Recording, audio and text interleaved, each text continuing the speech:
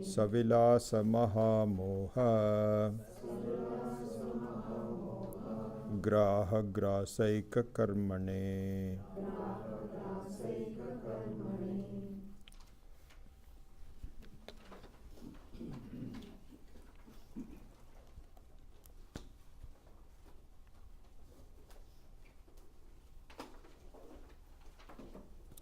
So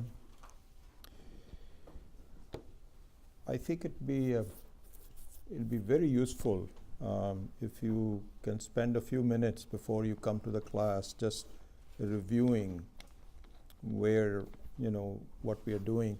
And I think my advice would be that you should, while you're reviewing it, you should have one question in your mind, which is, in the 4 or 5 verses that we are doing, not the whole thing, but just the current verses, what is the topic that we are focusing on? That should be your question to yourself.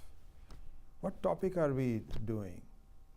So let me actually now pause and see if anybody can tell me in the verses that we are doing, 10, 9, 10, 11, and so on.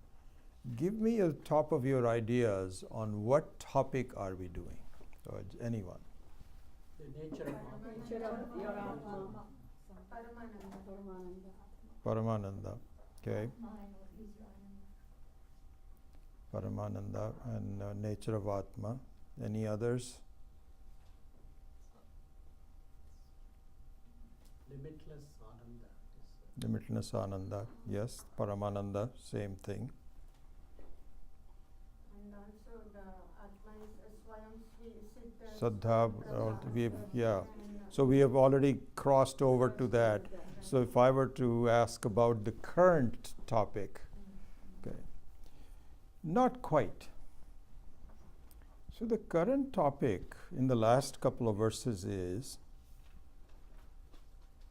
given that the nature of Atma is Paramananda, why is it that I don't see it? That is the topic. Of course, Paramananda is the topic. Of course, Atma is the topic. So you can enlarge it. But what Swami Vidyaranya is focusing on in this part of the verses is, why is it that we don't see it? What's the problem? And so implicit in this question is not whether you don't question the validity of Paramananda. In a way, you do question the validity of Paramananda, but you have Shraddha to say, yes, the Shastra is correct. But then the question is, I don't see it. I don't experience the Ananda all the time. I have more dukkha than sukha in my life. So why is it that I don't get it? So this is the topic. So what I would urge you to do is almost like every class, if you want, or doesn't have to be every week, because sometimes, the same topic might take more than 1 or 2 weeks. So you don't have to keep repeating that, but certainly for yourself. But ask yourself, what is the topic? And if you have any doubts, send me an email and say, I think this is the topic. Is this correct? So do some self-evaluation on your own, because if we are clear about what is it that the author is trying to show us, then the showing of that topic becomes a lot clearer. So the topic is an important one. Okay. So I just thought that I'll give that advice to you. And sometimes the people who are explaining these texts, like Swami Maheshananji, or sometimes in the Shankara Bhashya and so on, the connection between verses is clarified. that the last verse said this, and now we jump over to either a new topic or a different aspect of the topic. So the bridges between it's kind of like what we were talking about last week, that you have dots, each verse is a dot. And so connecting the dots, and in the case of the child, you don't really see the picture until the whole thing is done. But here we should begin to see the emerging trends and the topics. And that is best done. Most of the tikakaras, bhashyas and bhashakaras and so on, they do that. So we should also be cognizant of that. Anyway, enough said. So last week, just to quickly revise what we did,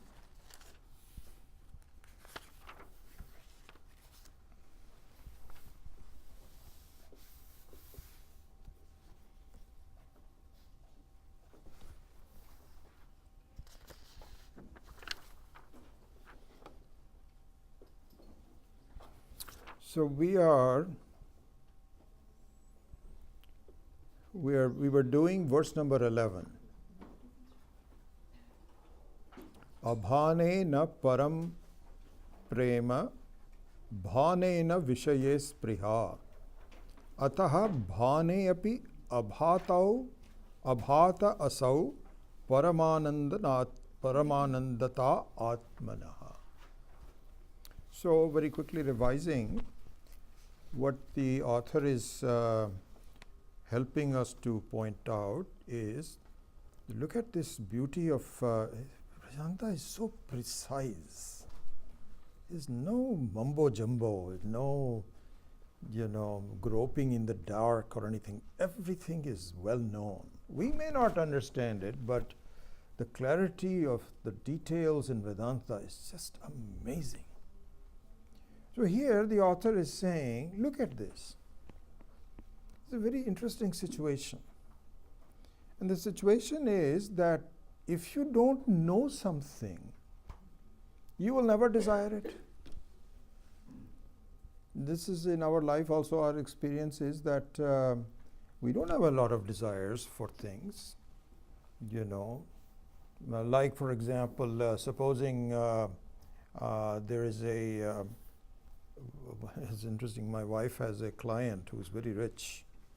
And so now he's able to afford his own private plane, and the planes are he continues to make a lot of money, and so first he bought like a 8-seater, then he bought a 14-seater, and now his family has grown, so they're buying a 22-seater, and it's like $65 million each private plane.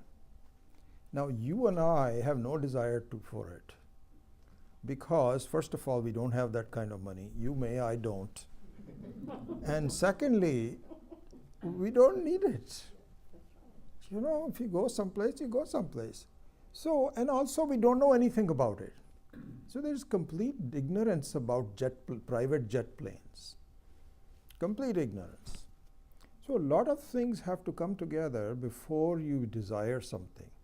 So in general, we can say that if we don't know something, then we do not desire it.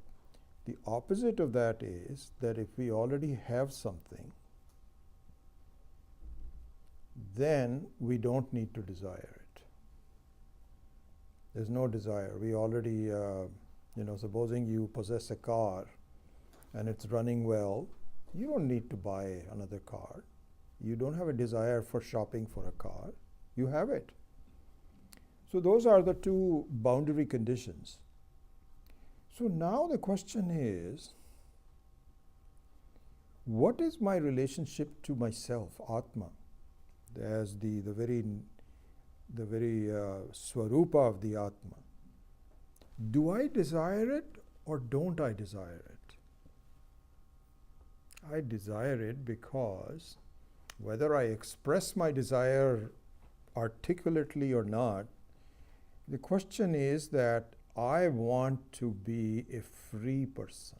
I don't want to be under any kind of conditional dependency.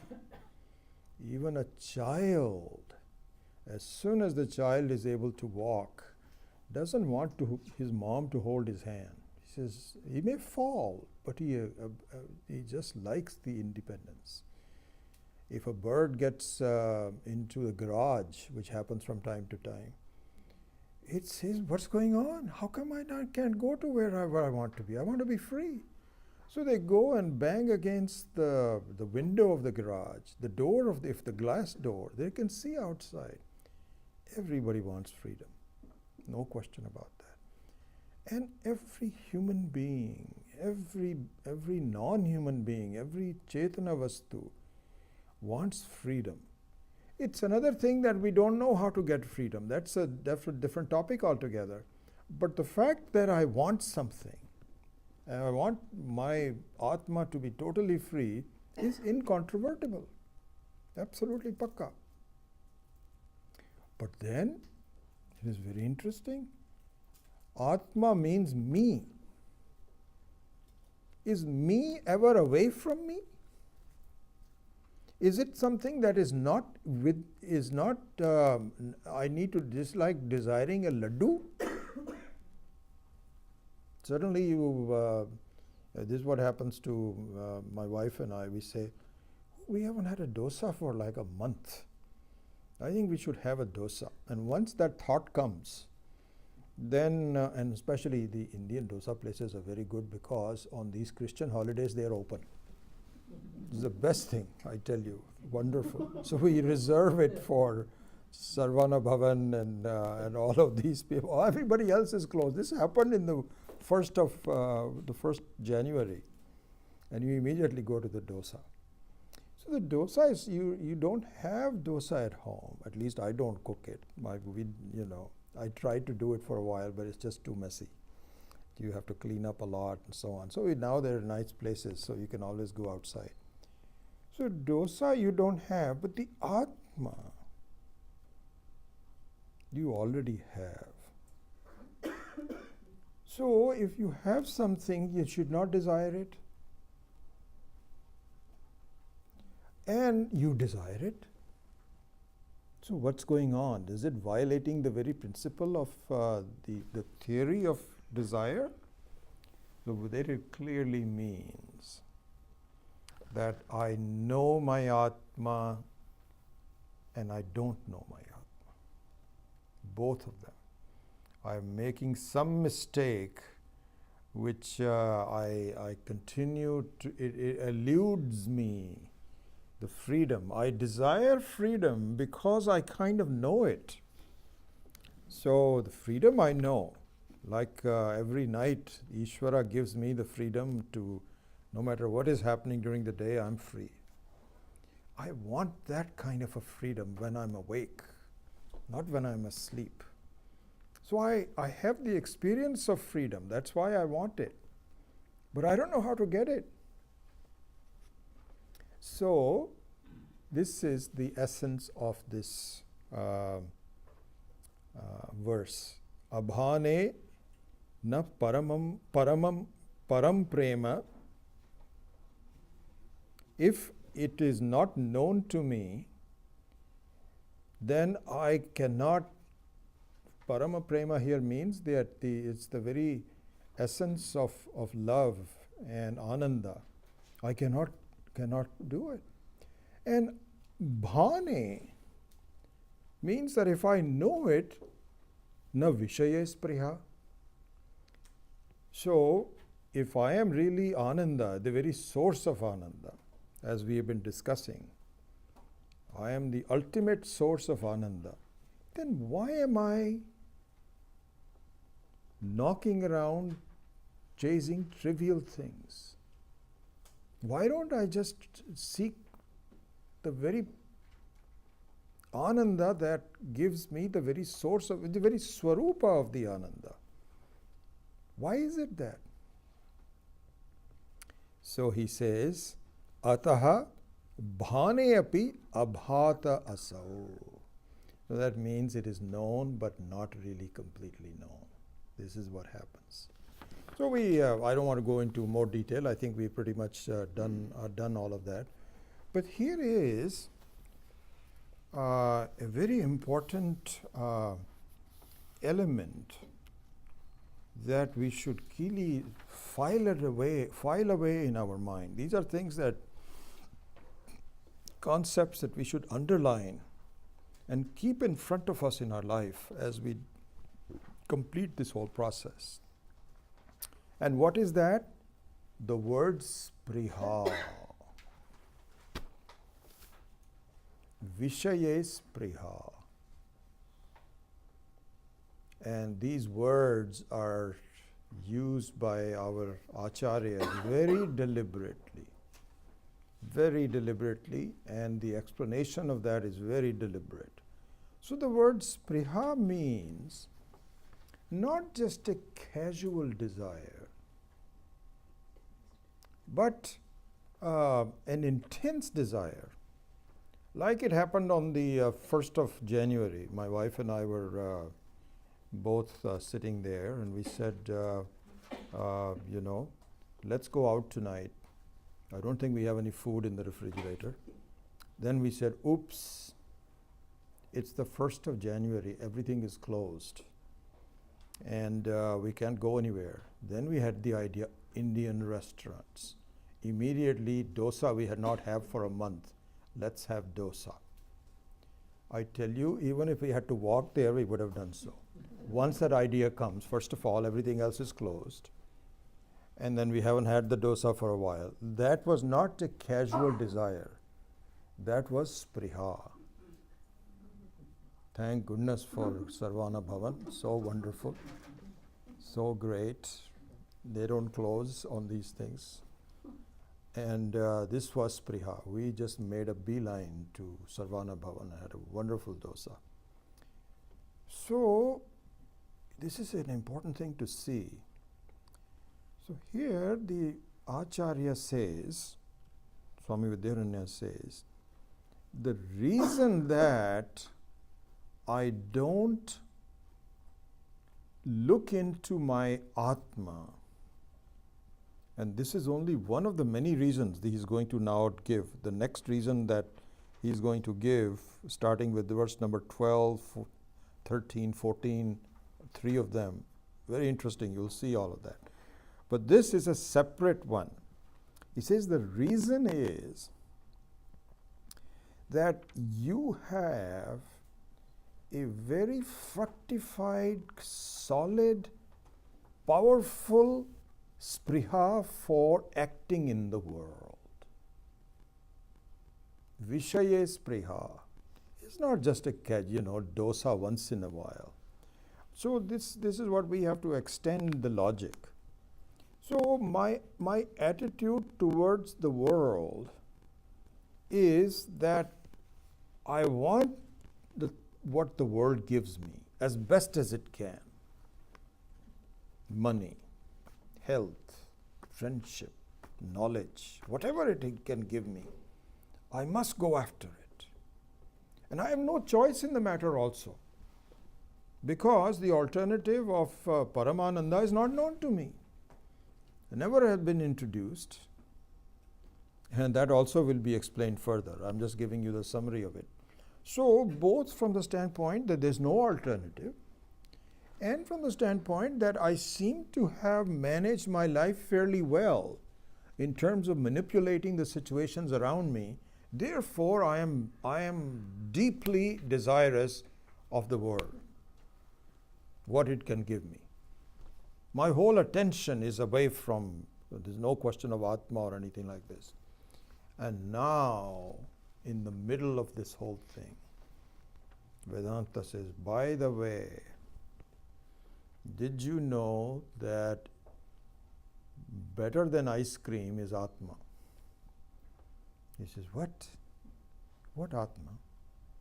I am the taster of ice cream. You can say better than the ice cream is the taster of the ice cream. It doesn't make any sense. All I need is some good experience, some good food, that's all. And then, but you don't reject it. And he says, what do you mean by that? How do you say it? So then the explanation was all given that please see that your real love is for yourself, not for anything else. We did all of that. And so now the topic is, how come I don't see it? How come I don't experience the Atma? This is the topic. And in this topic, one of the first elements of the evidence is na vishaye spriha. Or vishaye spriha, not na vishaye spriha, vishaye spriha. You are so focused on the things outside that it doesn't even dawn on you that it is praptasya praptihi. It is you already have it. It doesn't, and even when it is communicated to you, you don't agree with it. You don't believe it. You don't get it. So here, this is an important topic. So keep that in your file as an important one. So Swami Maheshananji in his commentary, for those of you that have the Hindi book, on the very last line of the page 30, he says this. In Hindi, he says, "Ye Vedant ki samasya hai." This is the conundrum of Vedanta. क्या है? I'll just say it in Hindi first.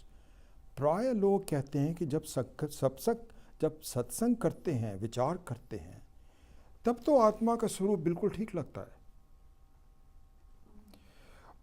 बिल्कुल समझ में आ जाता है. फिर जब बाहर जाके व्यवहार करते हैं, तब सब कुछ उड़ जाता है.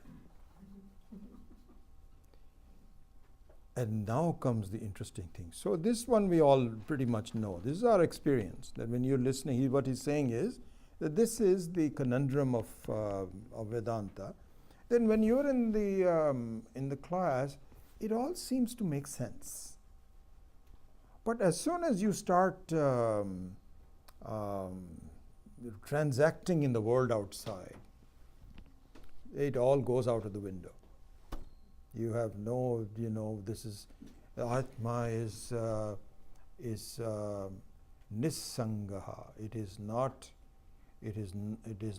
really touched by dukkha. Baloney.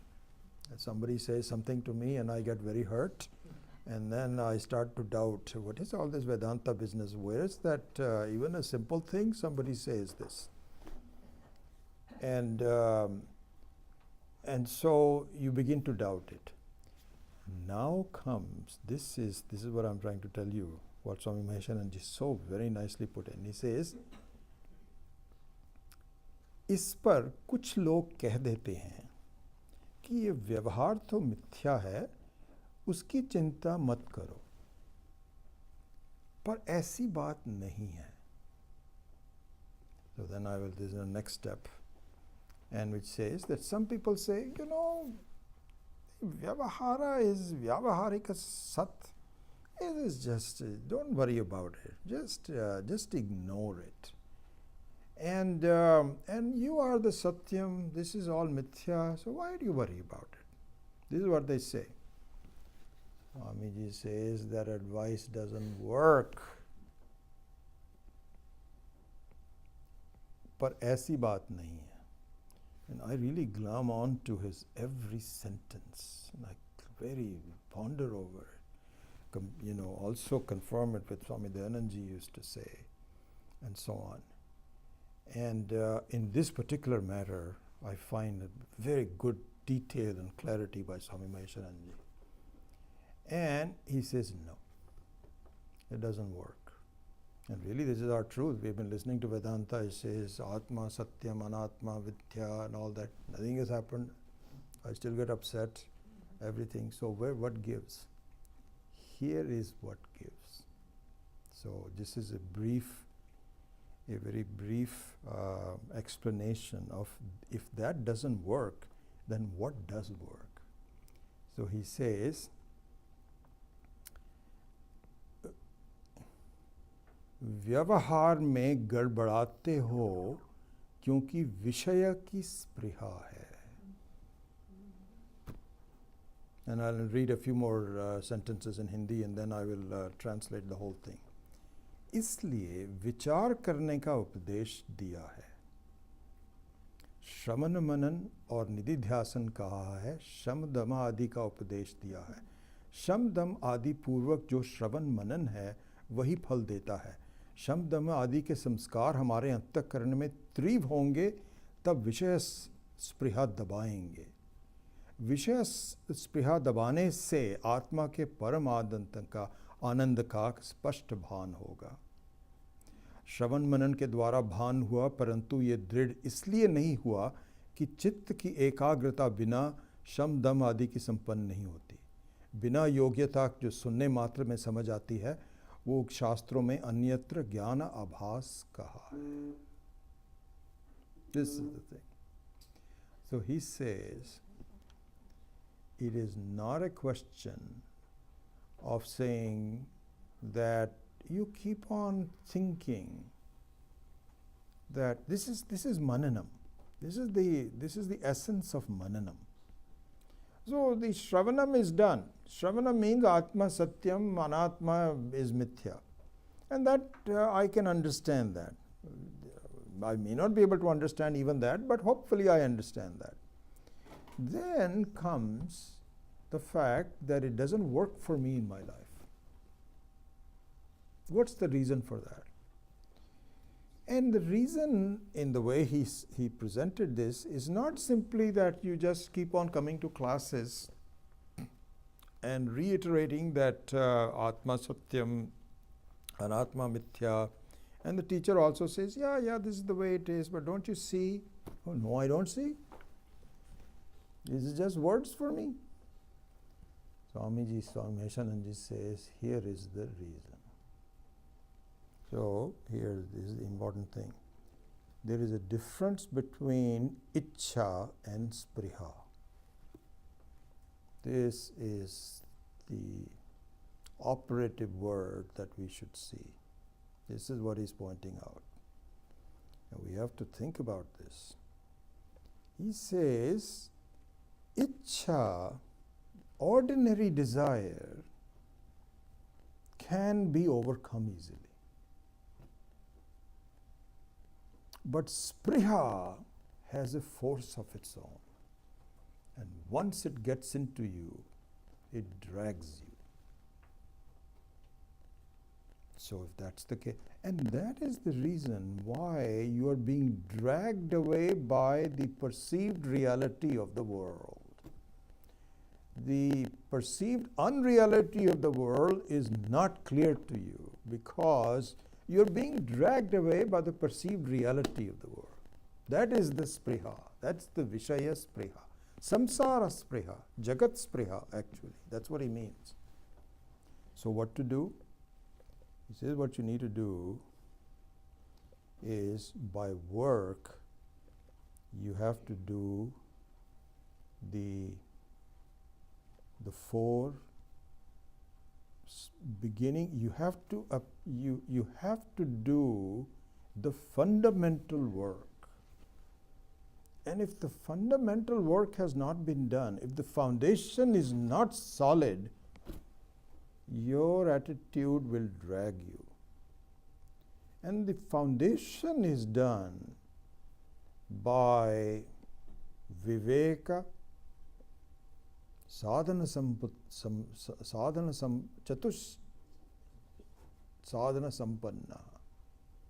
viveka vairagya shatka sampatti, mumukshutvam.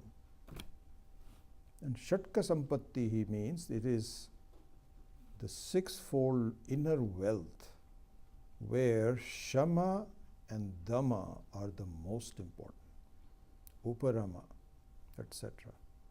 And shama dhamma means that you need to slowly get control over your sense organs who are party to your spriha.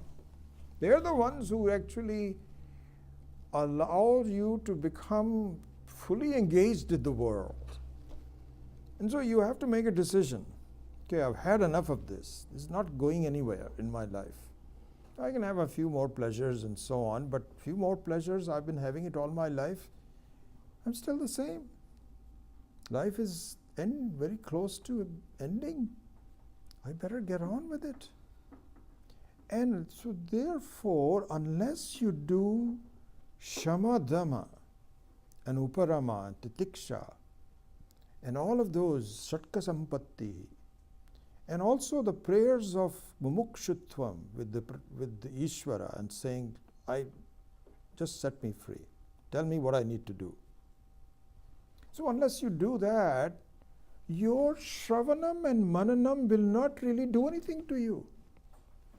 You just come to the class and then you will just listen to some things, and pretty soon what will happen is that you will say, oh, this I've already heard, so let me just check to see if there's any emails, any voicemails, and then you're doing texting and so on and so forth. Why? Because you feel that this I've heard.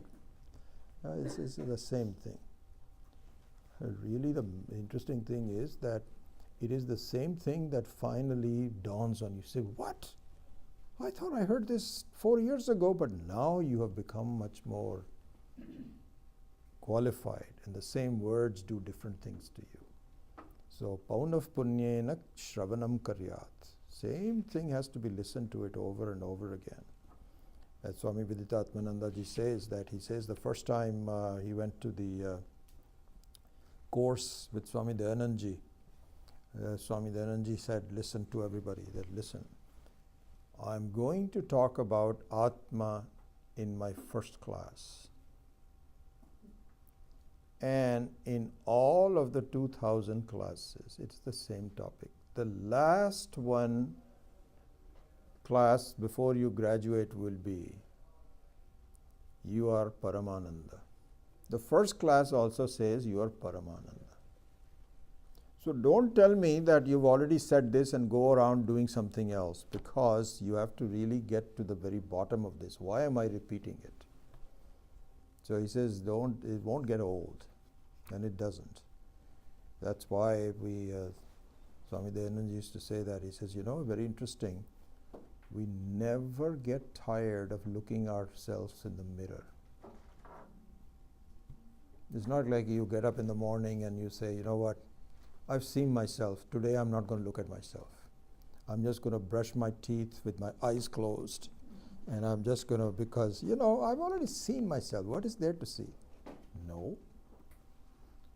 Even if you have some skin problems and some deformities or whatever it is, you like to look at yourself. Very beautiful thing. And similarly, as soon as you see a family picture, the first picture you see is yourself. What do I look like? And this is so funny, because when you look at yourself in the mirror, I think I told you this maybe in some other class, when you look at yourself in the mirror, you really don't look at yourself accurately. You look at yourself with the rose-colored glasses. You think of yourself as you want to be.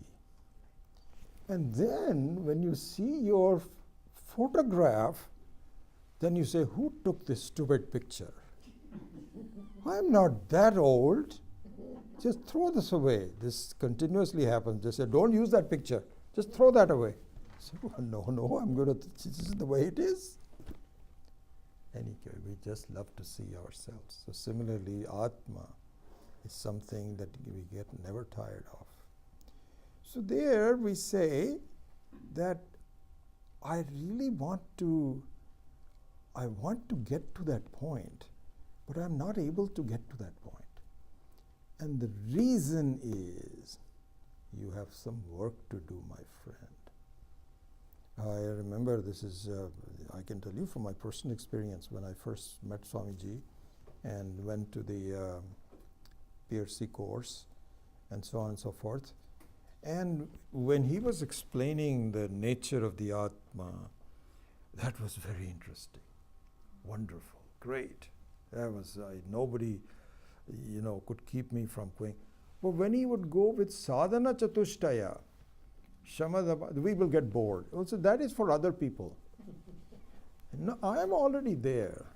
I don't, because I'm a student, and so you don't have to really question my sincerity and so on and so forth. I'm telling you, I'm interested.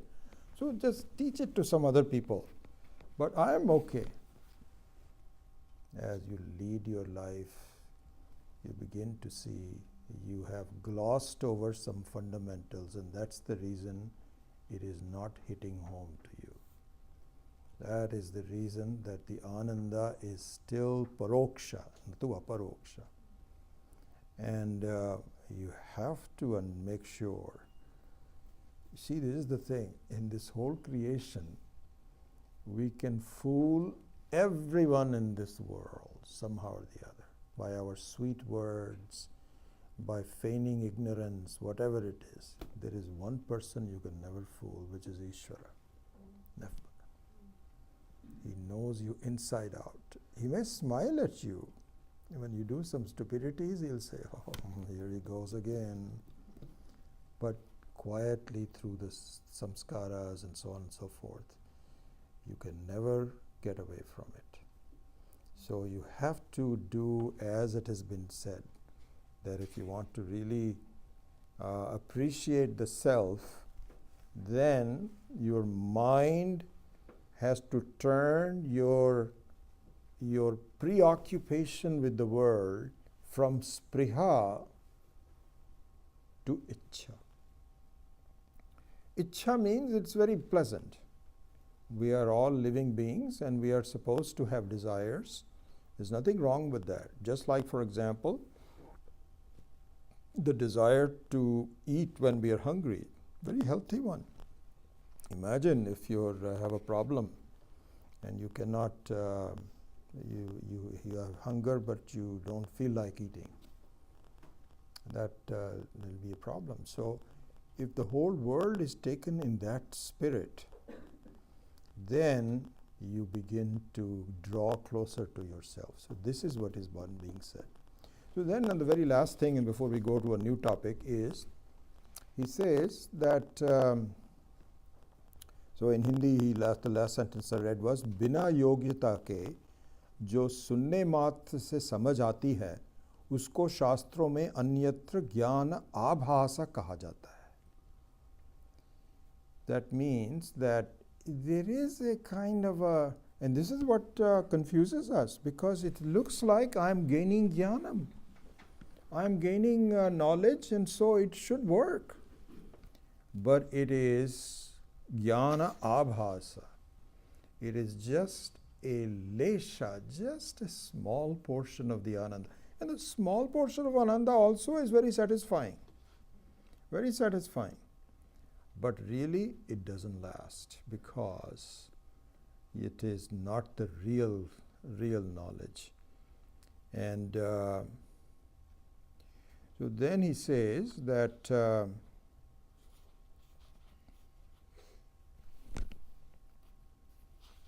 he just makes an example. He says the thing is that supposing you are playing, the reason that you don't know yourself is because it's an evidence of the fact that suppose you are in a ocean of amritam. Ocean of amritam. Every wave, every cup of the ocean will give you complete ananda, immortality.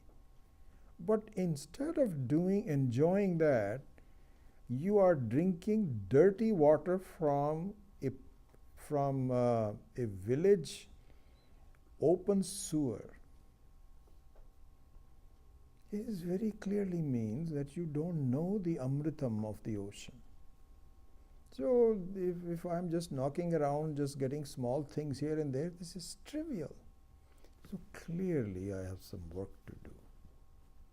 And the work to do is to clean up my thinking so that all the sprihas get turned into mere ichha.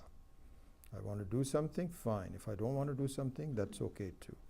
Nothing pulls me in that manner.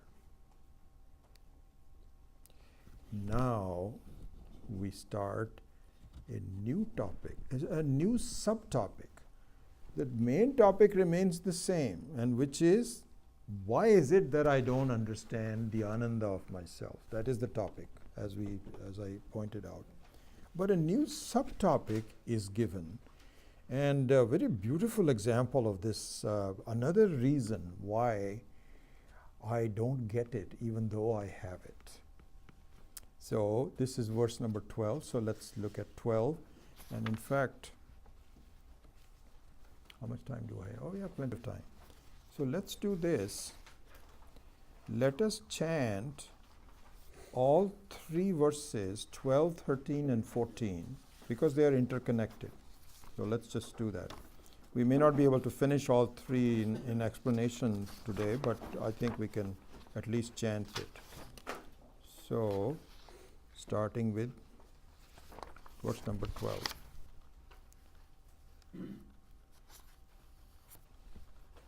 Let me see where the sandhi is. Adhyetra varga madhyastha putradhyashayana shabdavat. Yeah. So number 12, you can just follow after me. Adhyetra varga madhyastha. Adhyetra varga madhyastha putradhyashayana shabdavat. Putradhyayana shabdavat. Bhanepyabhanam bhanasya. Bhanepyabhanam bhanasya. Pratibandhena yujyate. Then number 13. Pratibandhosti bhatiti. Pratibandhosti bhatiti. Vyavahararha vastuni. Varahararha vastuni. Tam nirasyata viruddhasya. Tam nirasyata tasyotpadanamuchyate. Padanamuchyate. Then number 14. Tasya hetu samanabhi. Tasya hetu samanabhi. Haraf putra dhvanirshutau. Haraf putra dhvanirshutau.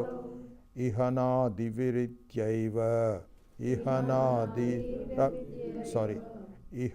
Ihanadi ravidyaiva. Ihanadi ravidyaiva. Vyamohaika nibandhanam. Vyamohaika nibandhanam. So let's look at the word meanings first. So this is just before going to that, so you have a sense of what the beautiful example that Swami Vidyaranya has given. Just I remember that when I first read it, even like 20, 25 years ago, even more than that, 35 years ago when I first was taught this by Swami Dayanandji. This particular example was really, that clarified some of my thinking. The example is this. So I'll just summarize it for all three of you. Example is that suppose you have a child, a boy or a girl, who is doing chanting in a group. Okay, so my older daughter, Arya, she is learning choir and very, very disciplined and doing very well. So it all starts with, I wish there was chanting, Vedic chanting and so on, but they are living here, but they have their own, that's fine. So in their class, they start with choir. So they ask people, do you want to sing some hymns? And these are very beautiful hymns. It's not just Western Christian hymns. They bring hymns from all over the world. And so Arya was involved with that, and then she slightly graduated, and they have a top one in the school, and she graduated to that. and now she is working on something which is inter-school. And they actually had one in the California Academy just before, 2 weeks before our event. They had one there. There were 250 kids singing. So she's very involved with that. So anyway, that's neither here nor there. So if you have a child that is involved in some kind of a group chanting, you know, and you go and see, let's say there are 20 kids, and you hear them all. Now what happens is everyone is singing loudly. So it's not that my granddaughter is sitting quietly with her lips closed. No, I can see from her from lips and her hands that she's also singing as loudly as the other 19 people. I hear all of them, but I don't hear my granddaughter distinctly. This is the example. You hear it, but you don't hear it. This is the example. So let's see the explanation of that. This is the essence of it. So I'm giving you the answer, but now let's see how it happens. And so if I know myself, and yet I don't know myself, it is just like you're hearing your child in a group, but you're not hearing your child in the group. What are the implications of it? What is it that is necessary for you to hear the child distinctly? Will be now given in this example of 12, 13, and 14. So let's look at that. So,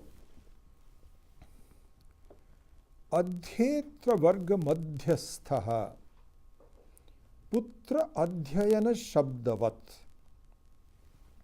So he says, like the sound of chanting, adhyayana.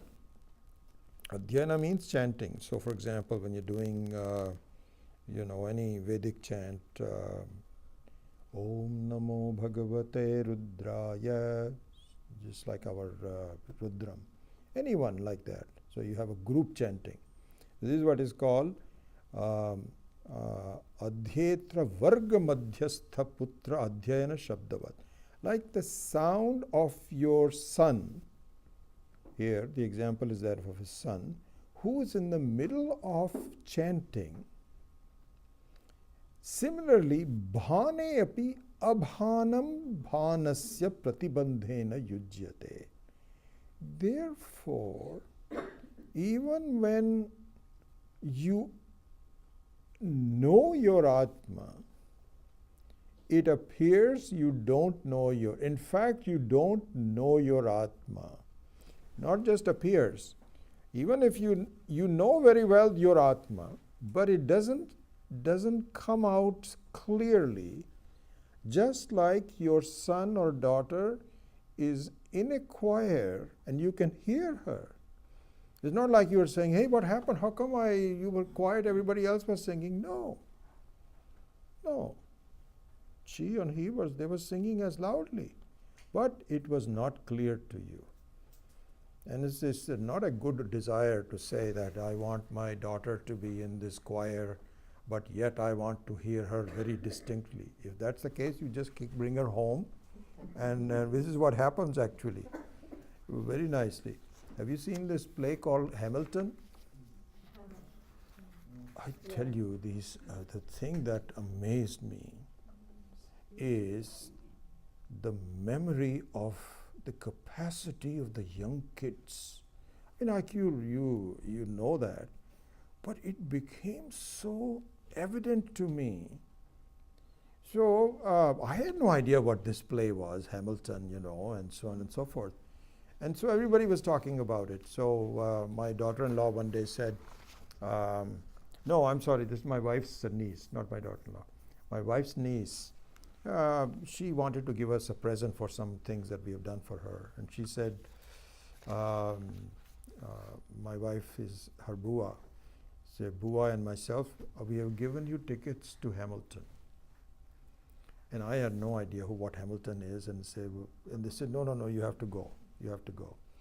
So then in the meantime, whenever we would be babysitting our two granddaughters, they were reciting the verses from Hamilton from memory.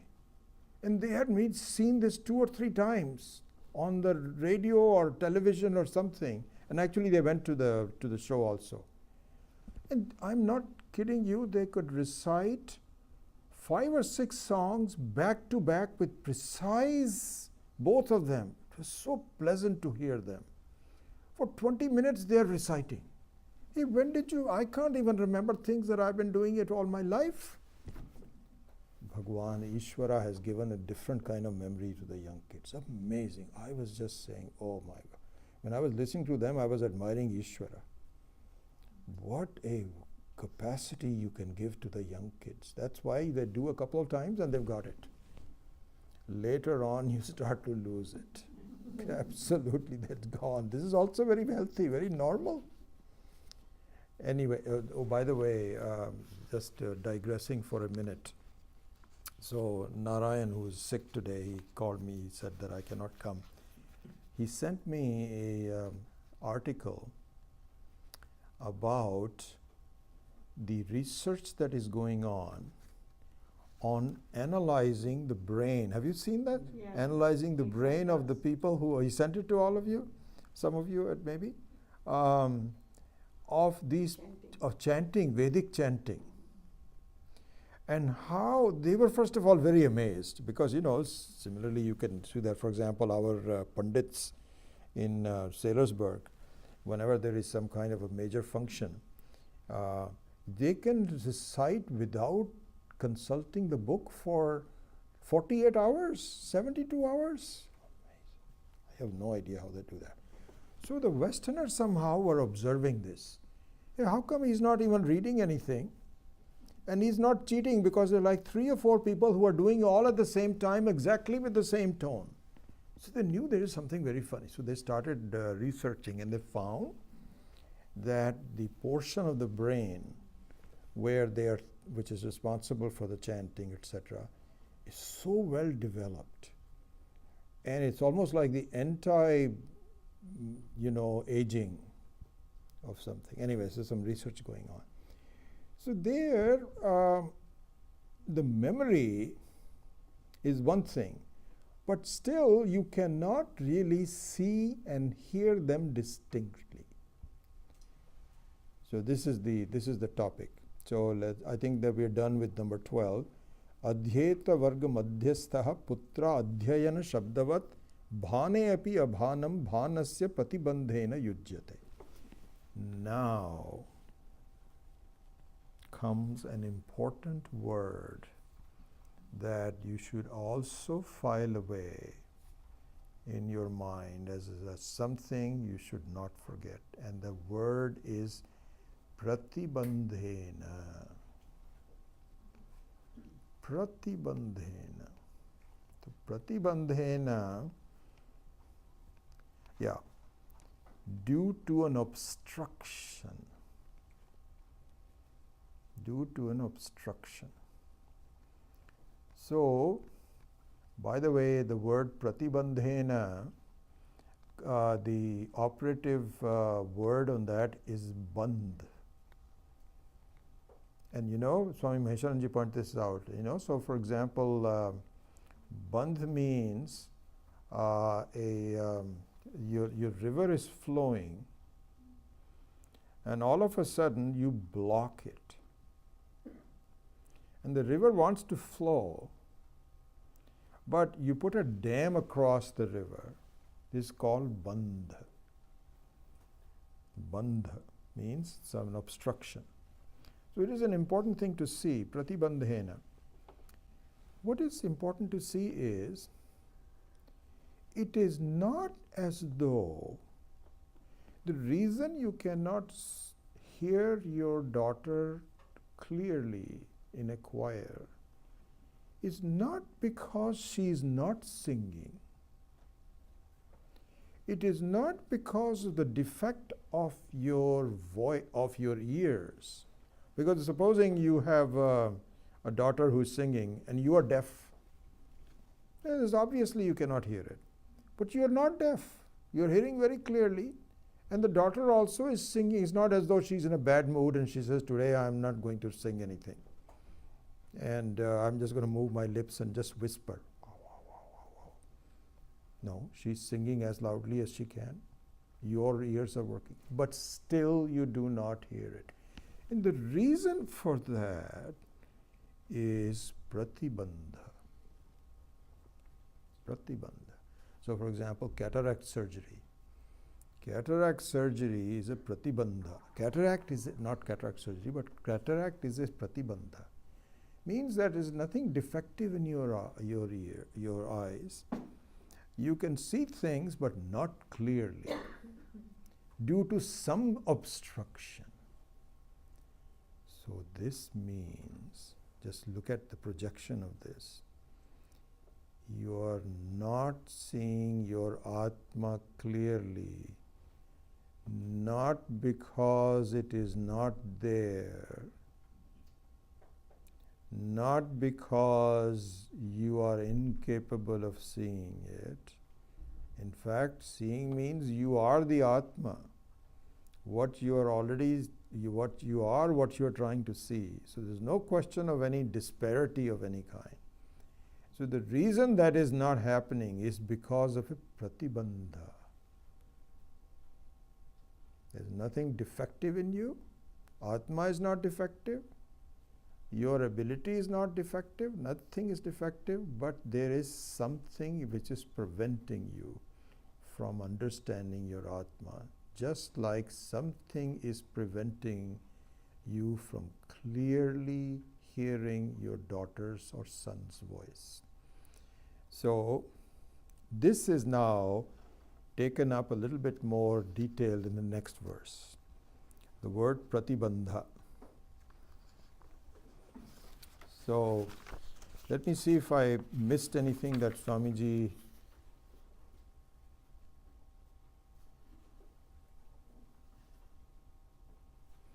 So he defines it.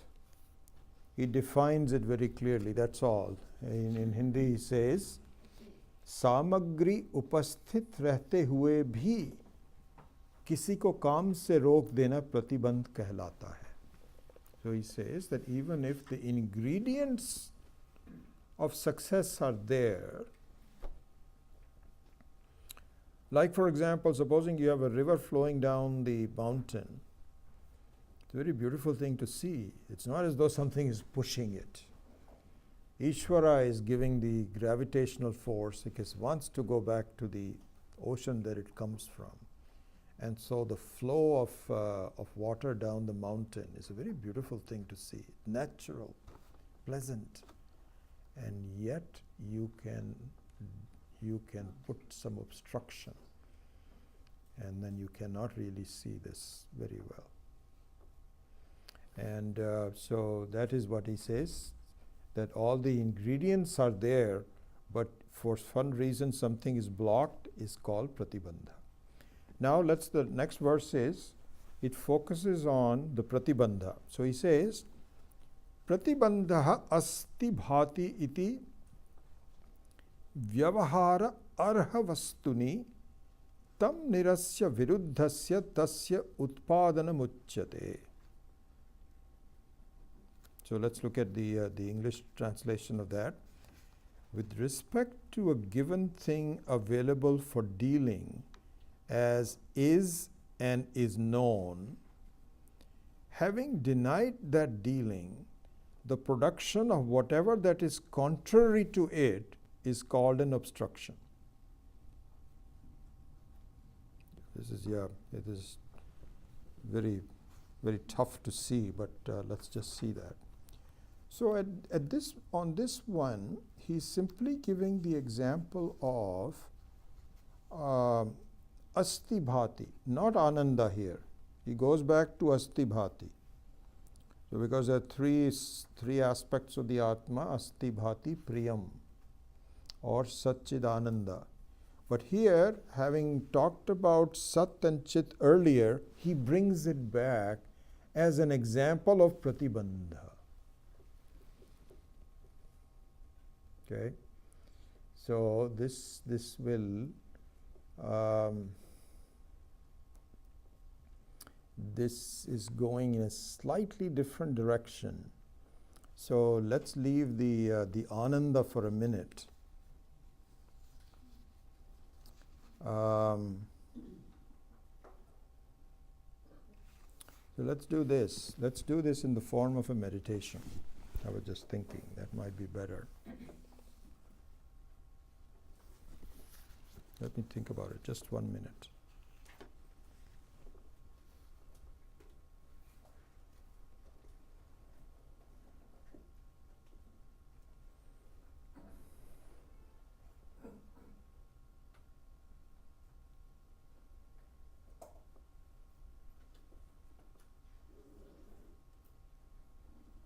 Yeah, I think we can do this in meditation. So let's do this.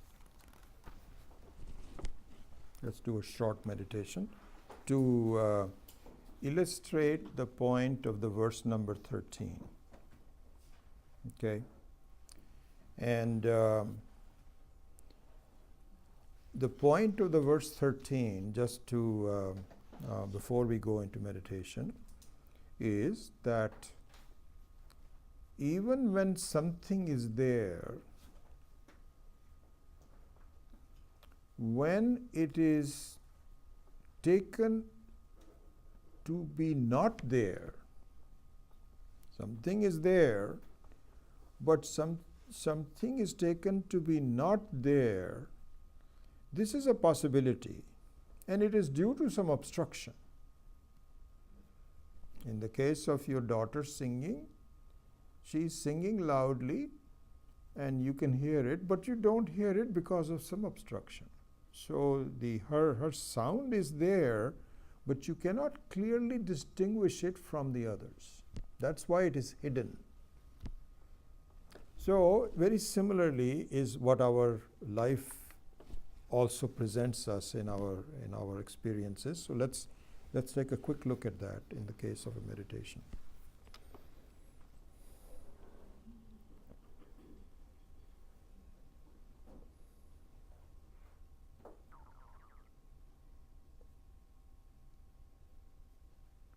Om Namasteastu Bhagavan Vishveshwaraya Mahadevaya Triambakaya Tripurantakaya Trikalagnikalaya Kalagnirudraya Neelakantaya Mrityunjayaya Sarveshwaraya Sadashivaya Shriman Mahadevaya Namaha.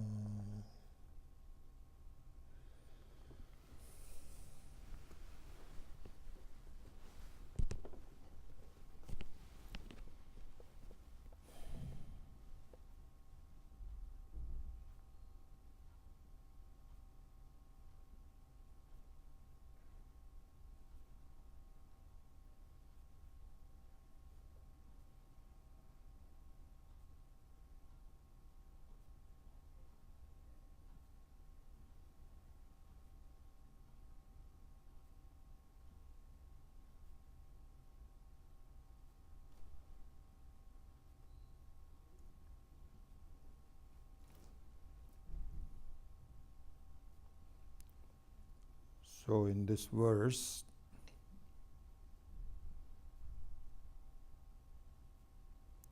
Swami Vidyaranya is pointing out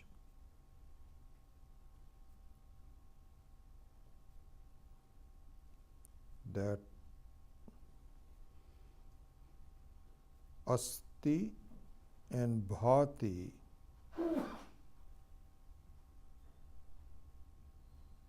are always there.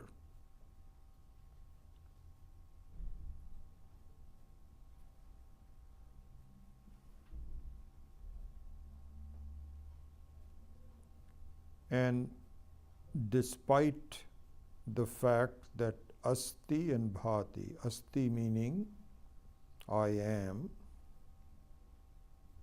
or even not even using I, just the presence of something, astitvam.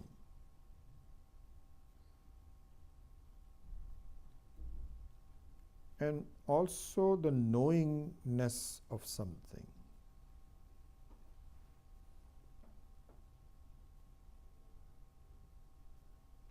These two, the beingness or isness of something and the knowingness of something, are one and the same.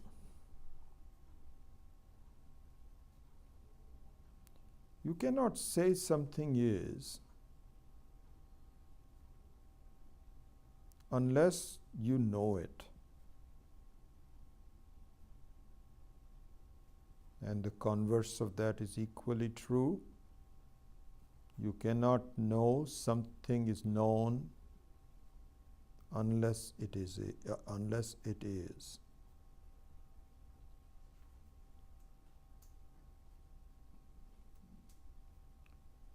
So this is the dual aspect, not two parts of it. There's not two parts, it's the same thing. But it has two aspects to it, knowingness and beingness, is where we do the thinking, our vichara.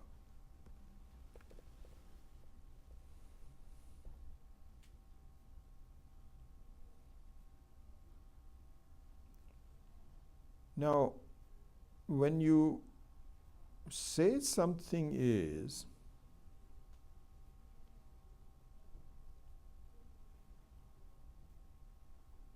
like a table is, or if you say that the table is not, you know for a fact that there is no table in a particular spot, you say there is no table. Or if the table is, you say yes, there is a table. So there is an absence of beingness of the table.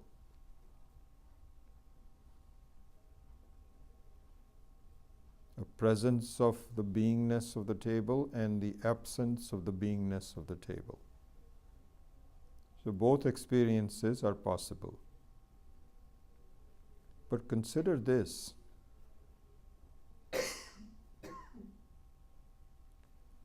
All that changes between the table being brought into the room so you can see it, or not being brought into the room where you don't see it, is the particular nama rupa, the name and the form of the table.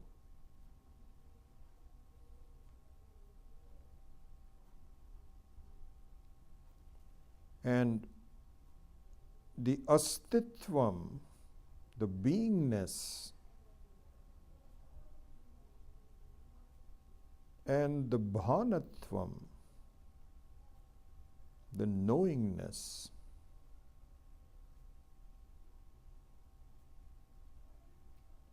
is not disturbed.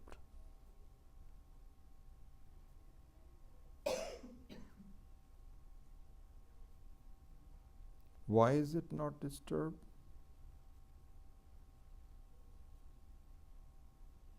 Because unlike a table, which is an object,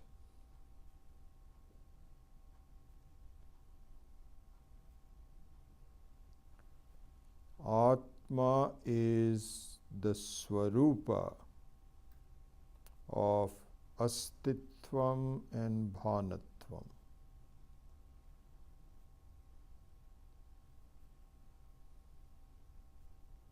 You are. unconditionally.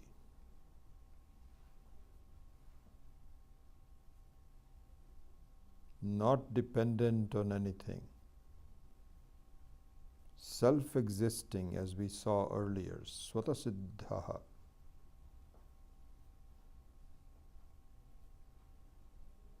And Atma, by the same token, because whatever is Swayam Siddhaha, self-existing, must also be Swayam Prabha, Swabhanam. So you can see that in your transactional experience, that a table is or is not, the is not disturbed. Only the name and the form changes.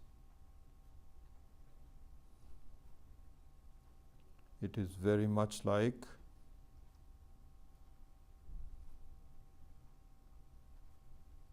the form of an ocean wave.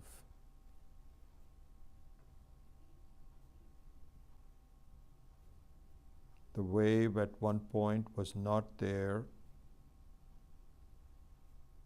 and due to the flow of the ocean water, it appears to have a form momentarily, and then it disappears. So from the standpoint of the astitvam, the presence of a wave, yes, you can say it is there or not there. But in terms of the presence of the ocean water, that does not touch. It is always there. Even more so is the Atma. I am. I know. My knowingness and my presence is not subject to change. If the table was there, I am simply overlaying the form of the table onto my consciousness. No change in consciousness.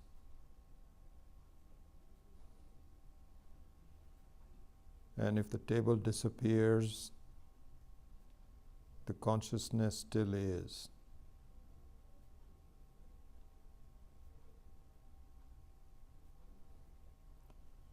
So Swami Vidyaranya points out in this verse that it is possible for you to conclude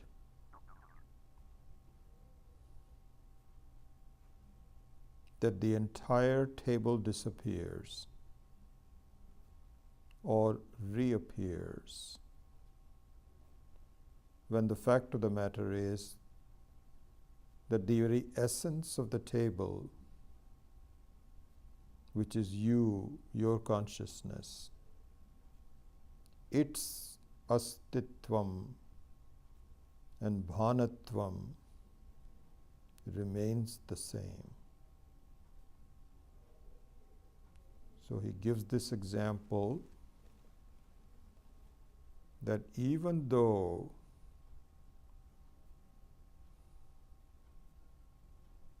your son or daughter is singing and you are hearing your child's voice, but it appears that you don't, and you really don't here, the distinctness of the voice.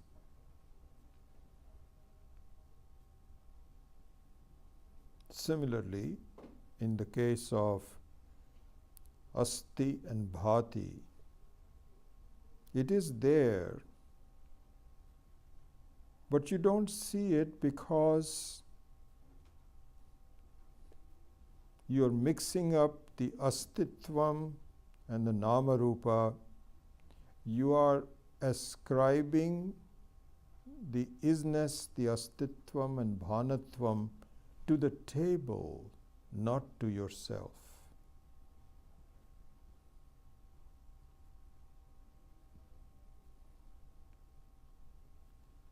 This is what he is pointing out in this verse.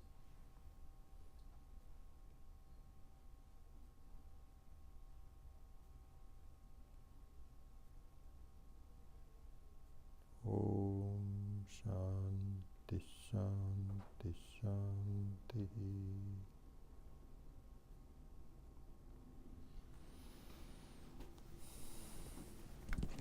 So if we go back to the verse, actually we cannot go back to the verse because time is up.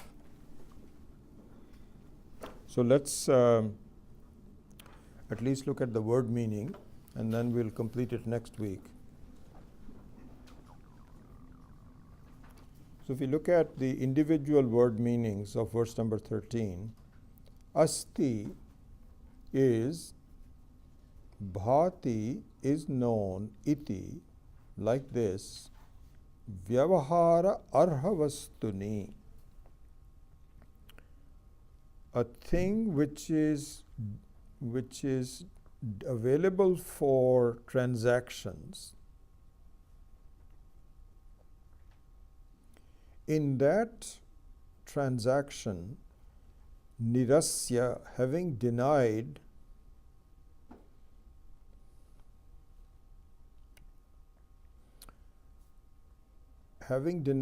tasya viruddhasya.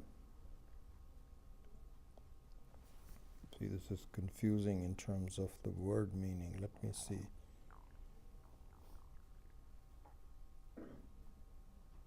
Yeah, now I can see that. Okay. Nirasya, having denied, tasya viruddhasya utpadanam pratibandha uchyate. Yeah, okay. Now it's clear. So what he's saying is that even though the astitvam itself is not disturbed, it is not disturbed as we saw in the meditation, but the feeling that astitvam is gone, the presence is gone, even though all that has happened is that just the table form is gone, but the astitvam is you. You cannot go anywhere. Your astitvam cannot be denied. But if there is a feeling that it is not there, that is called obstruction. This is the technical definition of that. So that's what he's talking about. Then he will sum it up in the next verse. Tasya hetuhu samana abhiharaha putra dhvani shrutau iha anadi vidya avidya eva vyamoha eka nibandhanam. So now, just to give you what's coming, he is going to say, let us look into the nature of pratibandha. Why is it that there is an obstruction? And now he is going to open up a discussion of the basic pratibandha, which is avidya. What is avidya? How does it affect you? How do you overcome it? Now he's opening up a new topic with verse number 15. But the verse 14 is the doorway to the new topic. So until now, he was talking about the difficulty of understanding Paramatma. And then he will conclude that there is an obstruction. It is due to an obstruction, not because the Ananda is not there, but you don't see it. Why is it that you don't see it? There's some reasons for it, and he will now expound that reason starting with verse number 15. So this is how the flow of the text goes. Okay, so we'll stop at this point. Om Asato Ma Satgamaya Tamaso Ma Jyotirgamaya Mrityo Ma Amritam Gamaya Om Purnamadav Purnamidam Purnat Purnamudachyate Purnasya Purnamadaya Purnamevavashishyate Om Shanti Shanti Shanti Hari Om Shri Gurubhyo Namaha Hari Om.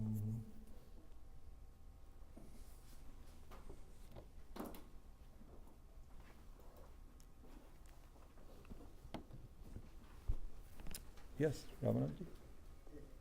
Even for an enlightened being, how can spruha for hunger or sleep be turned into ichcha? So that is not a spriha because that was not given by you. The basic spriha that we talk about is something which is a jiva kalpana, not Ishvara kalpana. So for you to take this birth of the body with the prarabdha karma and so on, Ishvara has to give you some samagri. He has to give you some ingredients. And the part of that is that hunger is a very healthy thing. You don't hunger, we have a huge problem. And so that is really not an obstruction per se. And in the very end, for the Jivan Mukta, when the clarity of the Atma as a asanga vastu comes clearly, then even the hunger, etc., you may satisfy, you may not satisfy. For example, supposing there is someone who is Jivan Mukta and has no one dependent on him, not even a helper, not a vidyarthi, not brahmachari or nothing. And he's not a teacher per se. And he can just go. He can just go to a mountain and then just sit there until the body falls. But usually what happens is that even if there is a Jivan Mukta, if you have students to teach, you have some obligations, but you keep teaching it without requiring that, oh, I've got to do this, I've got to do that. You just do it because, and you let the body fall by itself. And then, like in case of Swami Dayanandji, he was, it's not as though he wanted to do something, but because he had started a huge thing, he wanted to continue with it. And so that is not a spriha, that is just a basic ichcha in that sense, yeah.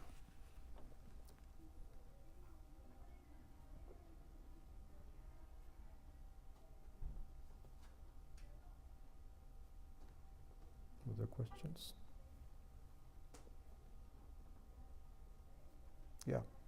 The example given about the choir and not being able to pick up on, for example, the daughter singing, that there is because of an obstruction. Is that suggesting that example also that when the obstruction is not there, that you in fact can hear that specific sound? Yes, very much so. So, no, in that case, no, it will never happen. In other words, if you're looking to see, can I hear my daughter even if she's singing with 20 other people? No, that won't happen. No, that's not what's going to happen. If you want to do that, then have her sing alone at home. But it simply is a limited example to show that even when all the ingredients of hearing are there, you still do not hear it because of an obstruction. In the case of the Atma, that is going much beyond that, which it will say that there are obstructions that are removable. In this case, if you are a purist and you say, I want to hear my daughter, even though there's 19 other people singing, that's probably not going to happen. Unless you have a very trained ear and you're able to pick out, but that's stupid. Why do you want to do that? That doesn't happen in the case of the Atma, because there the obstruction is removable. Yeah, that will come later on. This was just to prove what is being proven is that just because you don't hear something, it doesn't mean it is not there. She's singing. You should be able to hear it. But because of something, it's getting obscured. That's all the example that was given. Yeah.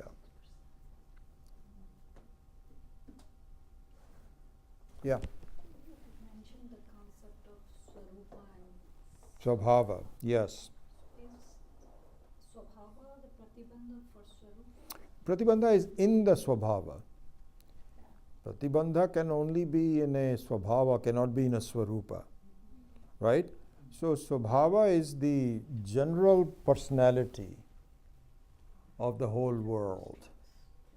Isn't that obstructing one from seeing the Swarupa in a way? So it is, but it is not necessary that it will continue. So there we have to switch over to the snake and this rope example.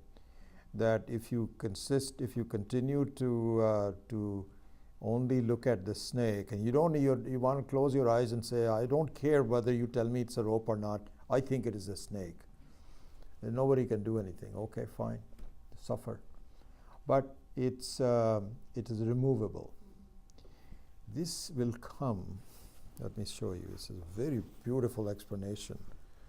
I wish I could do that right away. It's so lovely. In number 15, there is a word called Prakriti. And so now when avidya is being explained, when it is elaborated on, one aspect of that is called Prakriti. And so when we come to that, your question, so keep your question alive until then, will become a little clearer. And Swami Maheshanjanji has done a marvelous job of dissecting the word Prakriti. What is Prakriti? And hold on for a second. I think we'll go to next week itself. We'll talk about it. So we got it, you think? Yes, All right. we're doing okay. Good.